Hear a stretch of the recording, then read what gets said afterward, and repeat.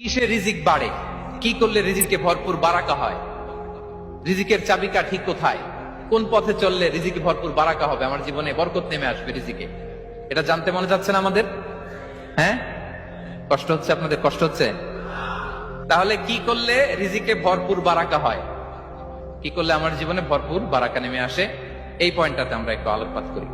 যেসব কাজ করলে আমাদের জীবনে রিজিকে আসমানি বারাকা নেমে আসবে, আমাদের রিজিকে আসমানি বারাকা নেমে আসুক, আমরা চাই কি চাই না? সবাই আমরা চাই নিশ্চয়ই। যে কাজ করলে রিজিকে আসমানি বারাকা আসে, এর এক নম্বর হচ্ছে তাকওয়াল্লাহ, আল্লাহর ভয়। আল্লাহ তাআলা বলছেন, ওয়া মাইয়াত্তাকিল্লাহ ইয়াজআল লাহু মাখরাজা ওয়া ইয়ারযুকহু মিন হাইসু লা ইয়াহতাসিব। যে আল্লাহকে ভয় করে, যে আল্লাহ সচেতন, আল্লাহ তাকে মাখরাজ, মাখরাজ মানে কি জানেন? ওই যে এক্সিট লেখা না এদিকে, এই এক্সিটকে আরবিতে বলে মাখরাজ, মানে কোথাও